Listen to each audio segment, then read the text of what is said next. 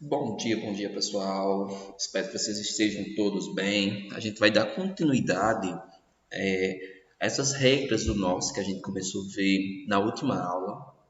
Essas regras para determinação do NOx. Acho que a gente parou na terceira regra que a gente estava falando. Falou sobre o quê? Falou sobre a primeira regra, só resumindo, que seria uma substância simples, que o NOx seria sempre zero. A segunda regra seria um íon monoatômico, seria o NOx seria a própria carga do íon, exemplo, o bário, a carga dele seria, o NOx dele seria 2 porque a carga dele é 2 e a gente viu a terceira regra falando sobre os elementos que apresentam NOx fixo, tipo família 1A, metais alcalinos, família 2A, metais alcalinos terrosos, zinco, prata, alumínio, entre outros.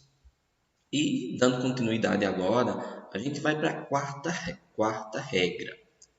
O NOx do elemento hidrogênio nas substâncias compostas é geralmente mais um. Olha que interessante.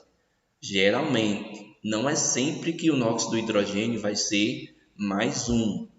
Na maioria das vezes, vai ser mais um. É uma substância composta, então o NOx do hidrogênio vai ser mais um. Tem algumas exceções? Tem. Sempre na química tem algumas exceções. Vocês já perceberam isso. Exemplo, nessa substância composta aqui, no ácido bromídrico, o NOx do hidrogênio é mais um. Se o NOx do hidrogênio é mais um, quanto deve ser o NOx do bromo? Menos um. Essa aqui, no ácido sulfúrico, o NOx do hidrogênio é quanto? Mais um. Essa outra NOx do hidrogênio também tem que ser mais um.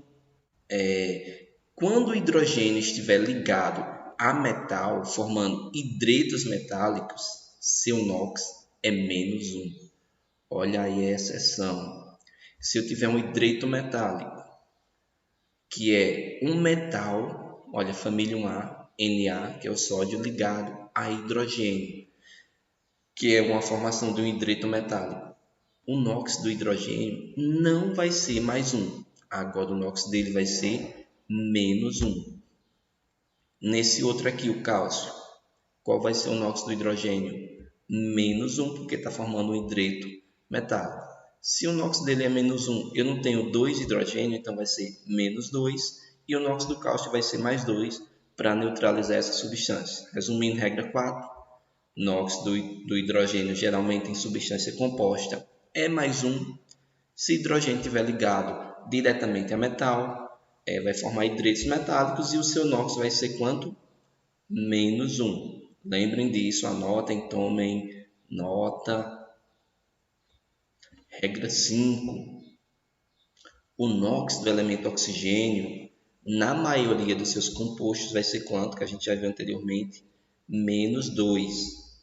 Exemplo aqui no monóxido de carbono. Qual é o NOx do oxigênio? Menos 2. Qual é o NOx aqui na água? Menos 2. Na maioria das vezes, o NOx do carbono vai ser menos 2. Por quê? Se aqui é menos 2, eu vou multiplicar pelo NOx do oxigênio, que é menos 2, e vai neutralizar, vai ter essa neutralização da substância. Aqui no ácido sulfúrico, aqui, qual é o NOx do oxigênio? Menos 2. Quando a gente estiver resolvendo essas equaçõezinhas de primeiro grau, ou fazendo a regrinha do chiqueirinho, ou resolvendo normalmente, a gente vai entender realmente por que o NOx do oxigênio é menos 2 na maioria das vezes nos seus compostos, ou ele pode modificar também igual o hidrogênio que a gente viu que pode ser mais um ou menos um, depende da forma como ele estiver ligado na reação química, na reação no caso, a um composto. Nos compostos fluoretos de oxigênio, como o flúor é o elemento mais eletronegativo, o NOx do oxigênio não vai ser menos 2, agora vai ser mais 2. Aí vocês vão me falar, eita, Ellison, agora é coisa para decorar. Eu sei que mas o que é que eu posso fazer para vocês? Vou entregar uma tabelinha para vocês verem os elementos que tem NOx fixo e esses elementos que não tem NOx fixo. São algumas exceções que vocês vão ter que lembrados. Vocês vão ter que procurar na tabelinha quando estiver fazendo as regras de balanceamento. Porque ó, o NOx do oxigênio geralmente é -2.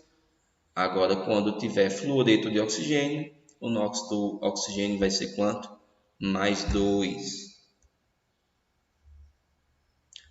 Nos peróxidos, tem outra exceção também. Quando tiver peróxidos, o NOx do oxigênio vai ser -1. Olha que interessante. Regra 5, ela subdivide em 3 regrinhas básicas. O NOx do oxigênio pode ser -2, geralmente, quando for em substâncias compostas. Quando for fluoreto de oxigênio, o NOx do oxigênio vai ser +2. E quando for peróxidos, o NOx do oxigênio vai ser -1. Você vai dizer, eita, agora é regra para decorar. Não, a gente vai com calma, vai trabalhando. Vocês vão ter uma apostilinha legal para colar no caderno. Podem anotar essas regrinhas da melhor forma que vocês acharem no caderno de vocês, para vocês irem memorizando. Exemplo aqui, ó, H2O, que é água oxigenada. Por que o NOx do oxigênio tem que ser -1? Se eu tenho 2 oxigênio, 2 oxigênio vezes -1 daria -2. Tenho 2 hidrogênio. O hidrogênio, geralmente o NOx dele, uma substância composta, é +1, então daria +2. Somando daria 0. A mesma coisa aqui. NOx -1, -1 vezes 2 dá -2. NOx do sódio é +1, +1 vezes 2 dá +2. Somo vai dar 0. Ok? Entenderam essa regra do oxigênio? O oxigênio pode ter NOx -2, +2 e -1. Depende do caso que ele tiver. Geralmente o NOx deles vai ser quanto? -2. Se tiver em fluoreto de oxigênio, o NOx vai ser +2. Se tiver em peróxidos, o NOx vai ser -1. É legal, é interessante vocês anotarem essa regrinha quinta com mais atenção, porque tem mais informação que vocês podem esquecerem. Regra 6. Os halogênios apresentam NOx igual a -1 quando formam compostos binários, ou seja, de 2 elementos apenas. Tiver 3 elementos, não é binário, né? Lógico. Nos quais são mais eletronegativos. Exemplo. Ácido clorídrico. Qual é o NOx do cloro? -1. É um composto binário? Formado de hidrogênio e cloro.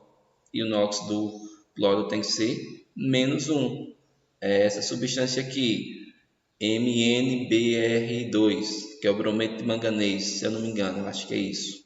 Qual é o NOx do bromo, que é um halogênio? -1. Se o NOx do bromo é -1, tenho 2 bromos, daria -2, então o NOx do manganês teria que ser 2 positivo. Para quê? Para neutralizar essa substância. A mesma coisa aqui. É o tetrafluoreto de carbono. Qual é o NOx do flúor? -1 porque eu tenho 4 flúor, daria -4, e eu tenho carbono. Carbono, o NOx dele é 4. Se o NOx dele é 4, ia neutralizar com -4 dos 4 flúor que teriam. Por isso que o NOx dele geralmente dos halogênios é quanto? -1 em substâncias binárias. Lembrem disso. É legal é muito bom, é legal vocês anotarem isso. Esqueçam não, senão vocês vão... É regra que não falta mais. E regra 7. A soma do NOx de todos os átomos constituinte de um composto iônico molecular é sempre 0. Essa é importante. A soma dos NOx de todos os elementos ou átomos constituinte de um composto iônico ou molecular é sempre 0. Vocês vão falar como assim? Exemplo aqui no sal de cozinha, o NaCl. NOx do sódio é quanto? +1. Do cloro é quanto? -1. Somei os dois, tem que dar 0. Aqui é a mesma coisa. Hidrogênio é quanto? +1. Cloro é quanto? -1. Somei, tem que dar 0. Esse outro aqui, óxido de cálcio.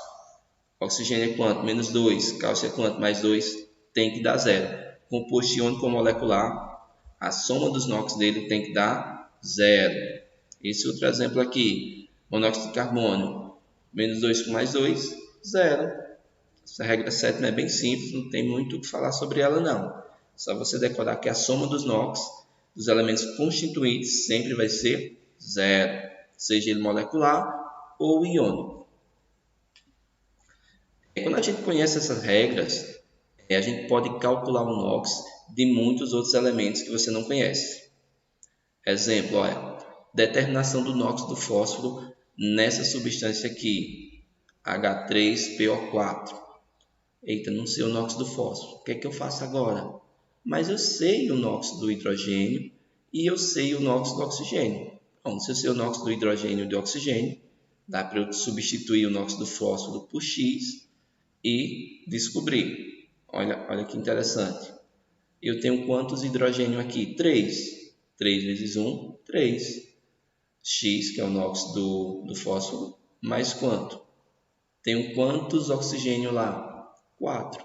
Eu não sei que o NOx do oxigênio é menos 2, que ele aqui não cai naquela regra de exceção, então o NOx dele geralmente é menos 2. Substituo aqui, resolvo essa equação. 3 vai ficar quanto? Mais 3, e aqui vai ficar menos 8. Mais 3 com menos 8 daria menos 5. X igual a 5. Tá vendo? Se eu souber o NOx de algumas substâncias, dá para eu descobrir o NOx de uma substância que eu não conheço. Outro exemplo aqui para vocês. Determinação do NOx do cromo nessa substância aqui, K2, cromo 2O7. Eu sei que o NOx do cálcio é mais 1, do cromo não sei, é o que eu quero descobrir. Do oxigênio é menos 2, só é substituir igual aquela. Cálcio não, potássio é quanto? 2. Quer dizer, o NOx dele é mais 1, só que eu tenho 2 potássio, então tem que ser 2 vezes mais 1 dá mais 2. Eu tenho quantos cromos aqui? 2, só que eu não sei o NOx dele, por isso que eu coloquei X. Fica 2x, mais, tenho quantos oxigênio aqui? 7. 7 vezes quanto? Menos 2, que dá 14. Ficaria 2 mais 14, mais menos 14, que daria quanto? Menos 12. Só que ele está antes do igual, né? Jogaria para depois do igual e ficaria 2x igual a 12. X igual a 12 dividido por 2, x igual a 6. Então, o NOx do cromo nessa substância aqui é igual a 6. E regra 8. Num íon composto, o somatório dos NOx é sempre igual à carga do íon. Como assim, Ellison? Vamos lá para esse exemplo aqui para a gente fixar. Determinação do NOx do fósforo nessa substância aqui. Olha que diferente aqui. Esse menos 4 aqui não é NOx do oxigênio, não. Quer dizer que essa substância é um íon. Ele tem carga menos 4. Vamos dizer que eu sei o NOx do oxigênio, que é quanto? Menos 2. Do fósforo, eu não sei esse NOx, por isso que eu coloquei X. E aí, como é que eu faço? Eu não tenho 2 fósforos, coloco 2x mais 7 vezes quanto? O NOx do oxigênio é menos 2, fica 7 vezes menos 2 igual a quanto? Igual à carga desse íon aqui. Qual é a carga dele? Menos 4.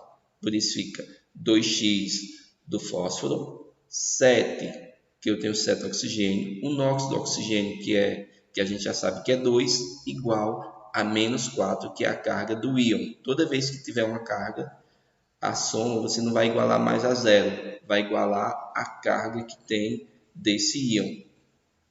Vai ficar quanto? 2x mais quanto?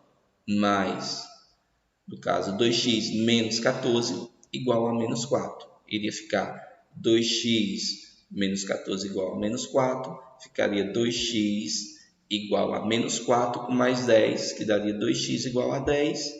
E x igual a 10 dividido por 2, x igual a 5. Então, o NOx do fósforo nessa substância aqui, nesse íon composto, é igual a 5. Tentem pegar essa regrinha com calma.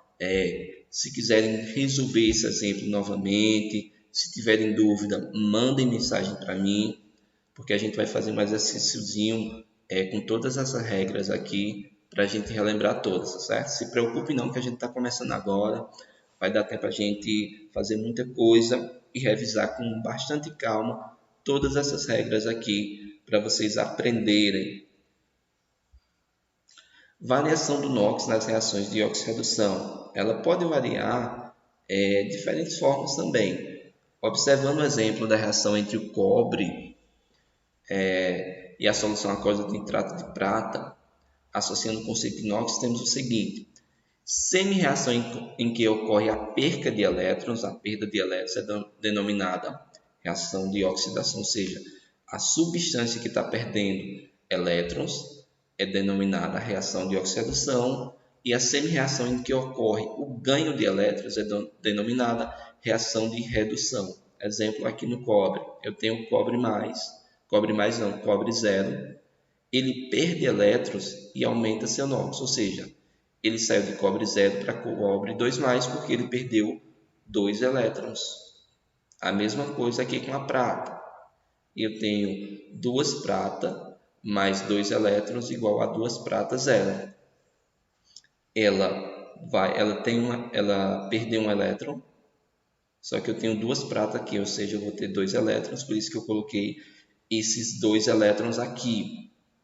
Ganho de elétron, redução, diminuição do NOx, ou seja, o NOx dele estava em +1, olha o NOx da prata aqui, +1, ele caiu para 0. Perda de elétrons, oxidação, ganho de elétrons, redução. Tem que lembrar isso, tá certo?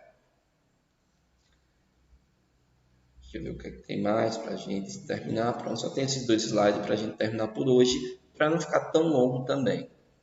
Com isso, o cobre ele vai sofrer um processo de oxidação e ele vai ser denominado agente redutor. A gente vai discutir isso com calma, detalhadamente depois, tá certo? Se preocupem não, que é só uma introdução desse conteúdo para a gente se aproximar dele. O cobre, ele sofrendo oxidação, ele vai ser denominado o quê? Agente redutor, pois quando ele cede elétrons ao íon de prata, ele vai provocar a redução. Entenderam? Cobre, ele sofre oxidação e ele é denominado agente redutor porque ele cede elétrons à prata e vai reduzir a prata. Agora, o inverso. Os íons de prata, eles sofrem redução e ele é considerado agente oxidante porque, ao receber elétrons do cobre, ele provoca a oxidação do cobre. Ao ele receber elétrons da prata, ele vai provocar a oxidação do cobre. A gente pode resumir aqui: cobre perde elétrons, sofre oxidação e é agente redutor. Prata ganha elétrons, sofre redução e é agente oxidante. Se quiserem anotar isso, essa tabelinha é interessante. Quem sofre oxidação é o agente redutor. Quem sofre redução é o agente oxidante. Anotem para vocês não esquecerem. Com isso, verificamos a importância das reações redox e vamos aprender as regras e mecanismos de como calcular o número de oxidação das substâncias, tanto iônicas quanto moleculares. Eu sei que é muita regra, eu sei que é muita coisa para decorar, sei, muita informação, mas são informações necessárias para a gente aprender conteúdos posteriores, tá certo? Não se preocupe, tudo isso aqui que a gente acabou de ver nessa aula, nessa videoaula, a gente vai revisar com calma, vai fazer exercício, vai. Estou preparando uma apostila para vocês, para entregar para vocês também na volta, para ficar mais fácil vocês memorizarem e consultarem essa apostila quando necessário for, tá ok? Não se preocupe com isso, a gente vai revisar com calma e vamos continuar aprendendo cada vez mais a química do terceiro ano, que é muito importante para o Enem, para o vestibular, para diversas coisas que vocês forem fazer, tá certinho? Tchau, tchau, grande abraço, fiquem bem, até a nossa próxima aula.